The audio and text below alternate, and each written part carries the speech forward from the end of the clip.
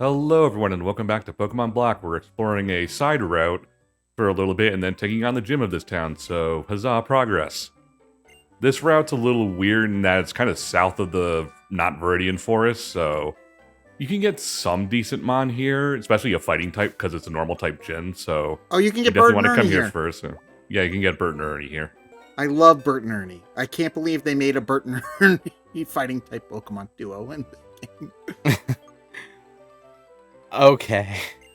There's also, I think, like So here's the thing. We mentioned before that there are definitely analogs for like, the Rattata is the Sentret. No, Sentret's Gen 2. Fuck, what's it called? It's not just me. Patrat. Patrat, that's his name. Like, that's Patrat's. Oh, these two. I don't know why they didn't. Wasn't that the guy that ran Game Theory? No. No. The nurses and doctors that replenish your health every time you talk to them. These are great. Here's the thing. Pokemon is, by design, not a difficult game. And that's fine. Pokemon does not need to be a difficult game. No. It can occasionally be a tedious game, especially early before you get like fly and whatever, because you feel like, oh, I need to walk back to the Pokemon Center. That takes a bunch of time. Just having these doctors in the middle of longer routes, just to save you the time of needing to backtrack all the way to the Pokemon Center, great, and I don't know why they got rid of them in later games, like at all. I guess when you get to like Gen 9 and 8, you get fast travel earlier, so it doesn't really matter as much that, you need to go back to a Pokemon Center because you can warp earlier. But for like Gen 7, Gen 6, I don't know why they got rid of these. I think these are great additions to the game. It is neat to have recovery springs in the middle of your dungeon. Yeah, but here's the thing. Like in some games, I think it's better for Pokemon specifically, because in some games, the idea of having to get through the dungeon all at once is part of the experience.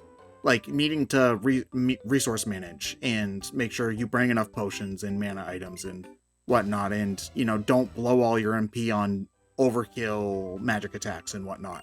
Like that's part of what I find making an RPG dungeon interesting. Again, for Pokemon, you always could just walk back and heal for free at any Pokemon Center. Ryan's doing it right now. Literally after every fight, he's walking back to the Pokemon Center to heal. Also appreciate you keeping the video YouTube friendly by you editing past bullying preschoolers. I think that's always been the Pokemon Hey, they challenged me to a fight. Listen, if you hang out with preschoolers long enough, they will think that they're better than you and try to start something because they do not know. Time to put them in their place. Fear needs to be learned. What was the point? Oh yeah, no, we've always like edited past any fight that's not mandatory for these. The only thing is that we want to do them because they're experience points and we need those. Yep. That's the original. Anyway. The original topic was like, the accessibility of healing your Pokemon for the sake of keeping the journey streamlined. I am going to say, I like that you edit past the battle, but not the blank screen that follows it.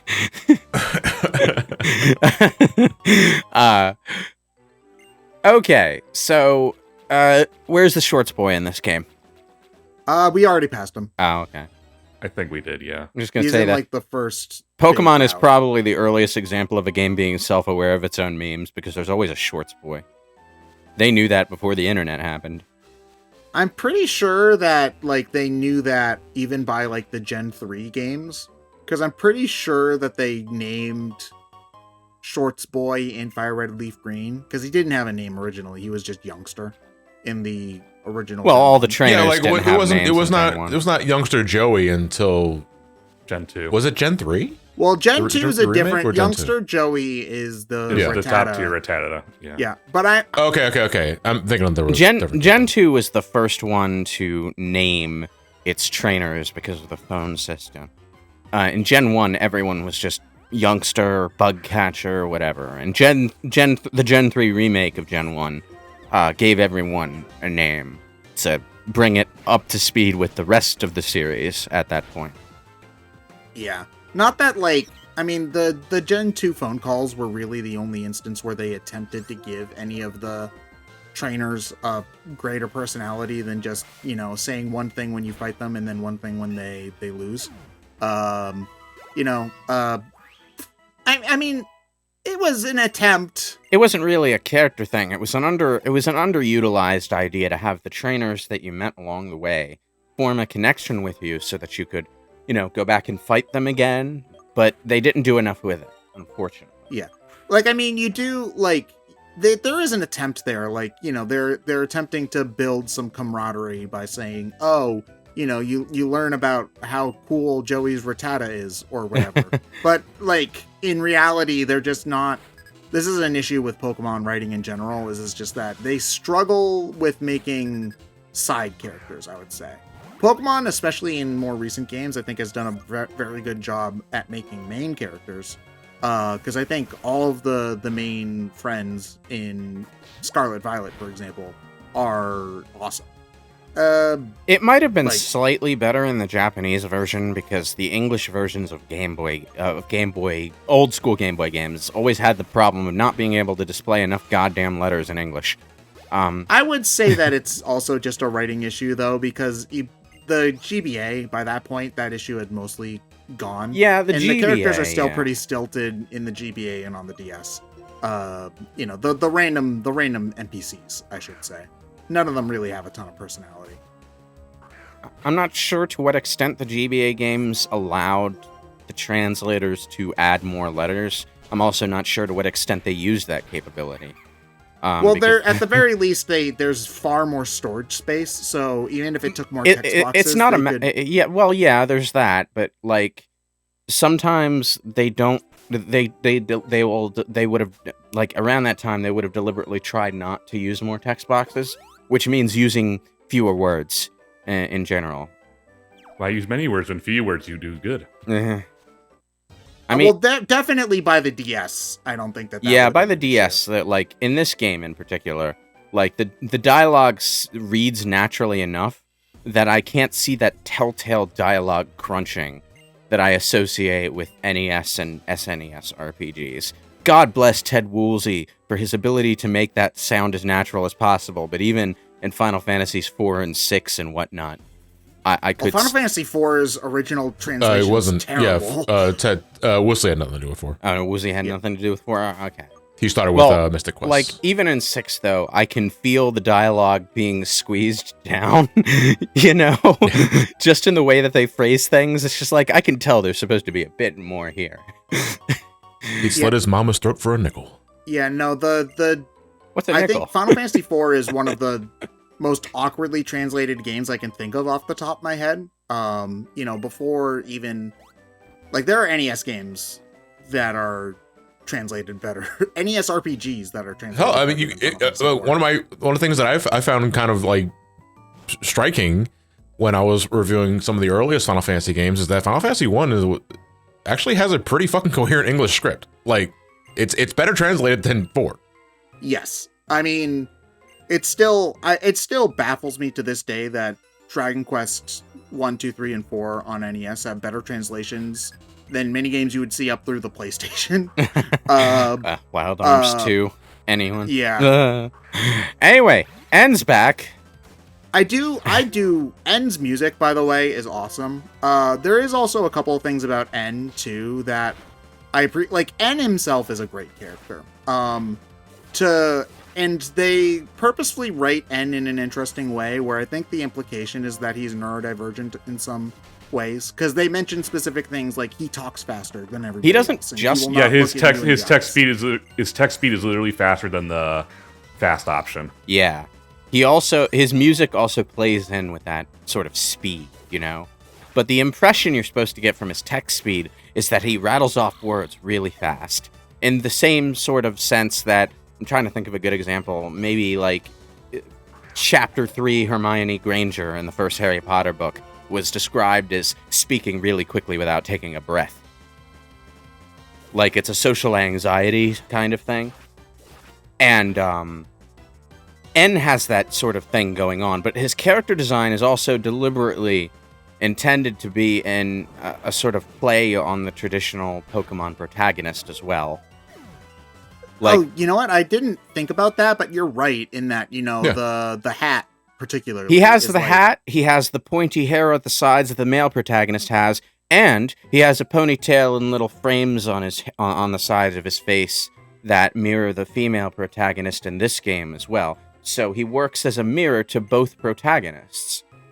He's also like playing into other RPG tropes where he's trying to find the mythical dragon to become the best hero that he can possibly be, too. Yeah. And you play into you see this later in N's room in the castle, where it just like it implies that like he's got a very childish view of the world because he's been sheltered by He's been guests. sheltered his entire There's life. one. There's one more parallel to the Pokemon protagonist, though. He doesn't keep his Pokemon in a Pokeball. He lets them follow him around like Pikachu in the anime. See, I really like that feature in Heart Gold and Soul Silver. I hope they bring it back. He also has a different team every time you fight him. Yeah. And it's all Pokemon that are close-ish to the region where you fight him in. So the implication is, he's asking local Pokemon for help, and then he lets them go after he's done. Yeah, he talks to them, he befriends them, they help him out, and then they go their separate ways.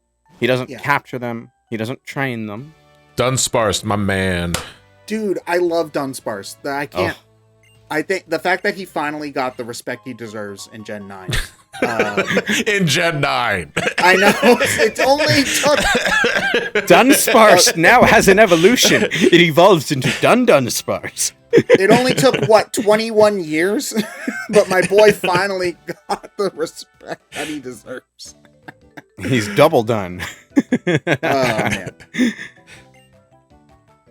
This is also, I think, the first game where they really tried to, like, play up the grandness of the gyms, the Pokemon gyms that you go into. I can't... Well, everything, like, gyms entirely are emphasized, not just the facilities themselves, but the gym leaders, which we'll get into later. Well, I think they realized that between Gen 3 and Gen 4 in particular, the significance of the gyms to the story was starting to fall by the wayside. So here they developed the gyms, both as part of the world from a character standpoint, and as a part of the main plot, because the gym leaders get involved later. Not spectacularly, they could have done more with it, but it is neat. I think the problem is just quantity. Like, if you have 8 gyms, because that's just the amount that makes sense gameplay-wise and content-wise, it's hard to add 8 extra characters to the story and have them have more than just a passing role. Yeah. You know? The later games would just sort of settle for having you have a rematch with the gym leaders during the post-game so that they would get a little bit more screen time.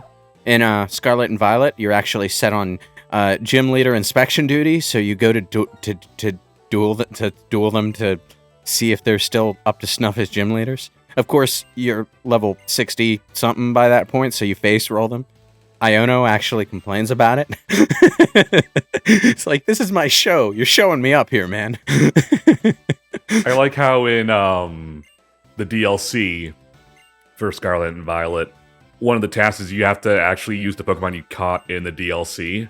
You can't use your normal team because it's like you'd be level 100 at this point. You'd steamroll us. I think that's partly because you're allowed to do the DLC at like any point in the game, so they have to balance it somehow. You know, you can do it early, you can do it late. It's just, you know, I think the levels do change based on when you decide to do it.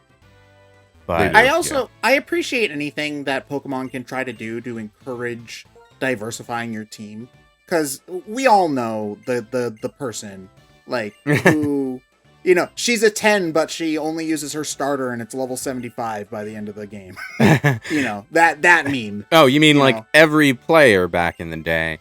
Yeah, every 9-year-old, yes. Every 9-year-old kept their starter with them the whole time because it was their starter. They had an emotional connection to it. Also, it leveled, it was in the most fights, so it was like leveled to the max. I've actually, replaying Pokemon games, I've dumped my starter every time I've played and, like, tried to use every different Pokemon. And I think, I guess I need to give a delayed apology to Lewis, because when you did Leaf Green, I think I gave you shit for dumping your starter, and I must say, you were right, I was wrong. Dumping your starter has made the games more fun. I don't think I dumped my starter. I think I just relied on other Pokemon more. I distinctly remember trying to tank battle Brock at the beginning of the game and winning. Yes. And we all sat there and watched it. Metapod supremacy. Or was it? I think Or it was was it a Kakuna. I think Butterfree it was with Harden? No, I think it was a Kakuna because Kakuna. you were Kakuna. I remember Poison. you used poison damage to win. Poison damage against an Onix. It's about as legitimate as beating an Onix with a Pikachu. But about as exciting to watch as Glacier Drift. It's a rock Pokemon battle. The realistic rock Pokemon. Realistic Hey, man. rock Pokemon battle. It's like that episode of the anime where Ash fought a Metapod with a Metapod and they just stood there forever. Dude, when I played Gen 1 back in the day, I'm pretty sure that I did do something similar to that, because I think I caught either a Kakuna or a Metapod. It only knows Harden, so the only way you can get experience with it is by using all of Harden's PP, which is 40, by the way, then having it struggle to death other Pokemon until it, too, is almost out of HP.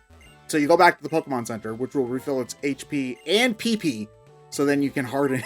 Or you can Caterpie or what is it, Weedle, and evolve them so that they keep their attack moves, and it's not so much of a pain in the You don't ass. understand, Lewis. Higher level mean better. But I was 7 years old. Clearly, it's much faster if it's already in stage 2 than in stage 1, right? Right? I think the funny thing is, if you do end up catching like a Kakuna or another cocoon type insect Pokemon, because of the way Scarlet and Violet use move memory, you can just go into their move list and have them remember their attack moves from their previous evolution. Man, I will say, I have mixed feelings on Scarlet and Violet, and I greatly dislike Sword and Shield, but I will say the quality of life features they've added in the newer games are fantastic for shit like that. So, like, you don't have to stress about overwriting some move or whatnot, or having to go, like, grind, like, heart scales for the move rememberer or whatever. It's like, no, you can just do it. It's fine. Don't worry about it. If you use a TM on a Pokemon and then want to overwrite the move, they still remember that they used to have it. You can remember it when you need it. You can switch up your move lists for specific battles. Why not? I still hate having... That's right. I still hate being stuck with 4 moves, but at least I can change my loadout, you know? I did used to have Dick Kick. I think that the 4 move thing is fine, considering that Pokemon battles tend to be so fast anyway. that Well, except for the animation. Am I right? Oh man. Waka waka. If we ever do a later gen game anytime in the near future, we'll talk about that. I was going to record a Violet version, but since the Switch 2 is out and that improves the performance of the game greatly, I am going to wait until I have Switch 2, but I definitely am going to record that gen. Hopefully, I can't remember what the battle animations looked like in Legends 2, from the brief gameplay footage we have, but hopefully, like, at least on Switch 2, the game looks presentable. The only problem with the aesthetic of Legends Arceus is that goddamn aliasing. But if you play it on an emulator with proper anti-aliasing added, the game suddenly looks fucking beautiful. Draw distance is a bit shite, but still. Oh, sorry, I might have said Arceus. I meant Legends ZA, the one that's coming out later. Oh, the new one, right. Yeah. The thing that I'm worried about that is that I'm worried that the environments will look really samey, because it'll just be... You're in the city the entire time. Look at that. Yeah. That is some nice attention to detail for a DS game, I'm going to say. The books on top of the shelf actually, like, fell out of line when the shelf stopped.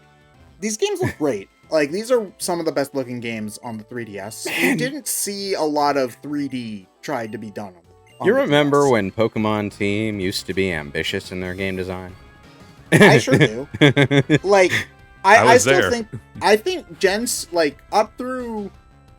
Like, Gen 4 and 6 are a little bit rocky, but they definitely were, like, attempting. Like, there was a clear effort put into the visuals for those games. I think Gen 2 through Gen 7 all are, like, graphically fairly impressive games. And it was Gen 8 where thing, like, I don't know what about the switch to HD development, like, made that so hard on them. But it's just, it's dropped off a cliff. It's partly because they're using engines that were originally designed for handhelds. So, you know, like, you can clearly tell Sword and Shield and Sun and Moon share the same DNA. Yes, you definitely can tell that, and that's part of why the wild area looks so rough in Sword and Shield, is because it's like, oh, you're stretching and contorting your in-house engine to do things it was never designed to do. It's the same kind of issue with Fire Emblem Three Houses, which had the same problem of being built on an engine that was designed for the fucking 3DS. Yeah, they had to like bring that thing into overdrive just to put feet on the models. You think that they can handle HD? I remember when everyone in the Fire Emblem universe was temporarily a Persona robot. Well, okay. Yeah? I have a contentious opinion here. Ooh. I do not like the final Pokemon theme for the Black, White, Black 2 gym leaders. Oh, really? The climax? Yeah, where they bring out, because I've never really cared about the Pokemon main theme. Like, it's fine. It's not, but like, I would rather hear the fucking kick-ass normal gym battle theme. I also don't really like that argument is also the reason why people didn't like the critical level theme either. Because that game also had that too. I think that what they ended up doing Gen 6, where it'll go bidoo bidoo for 2 seconds and then stop, is much better than either having it go on for goddamn forever, or what they did here, where it just stops the music entirely. I do like the critical theme, to be honest. The theme itself is good, but like it. I'm gonna say that I like the idea of having a climactic end of boss battle theme for the final Pokemon. In fact, I especially liked it in Sword and Shield because that one was good. But like, my problem, honestly, is that I'm too good at killing gym leaders fast now, so I barely get to hear it. It's just like, I think it's not so much of a big deal when it's a 6-on-6 battle. You know, because you have plenty of time to at least hear the original theme before it gets overwritten. Yeah, it's like the gym leader brings out the race, right? And they do their fancy transformation. Then I fucking one-shot the thing before the final theme is even 5 notes in, and it's just like, okay, you built me up for nothing. I mean, that's a problem with early Pokemon in this game. Like, this is one of the last games to have standard trainers with more than 2 Pokemon. Like, I think by the time you get to Scarlet and Violet, every like trainer you find in the wild has like 1 or 2 Pokemon tops. Yeah. Whereas this game, you still get, it amps up as you go, but like by the time you're in the mid game, trainers regularly have 4 Pokemon, and that's just normal. And I will say, I miss it in the newer games when fights lasted more than 30 seconds. Every trainer in the wild in Scarlet and Violet has like 1 Pokemon. Stop. You're not forcing me into a battle. You can afford to be a little bit more challenging than this. Well, we beat the gym leader, and we'll get our shiny new badge in the next part of Pokemon Black. See you guys all then. Bye.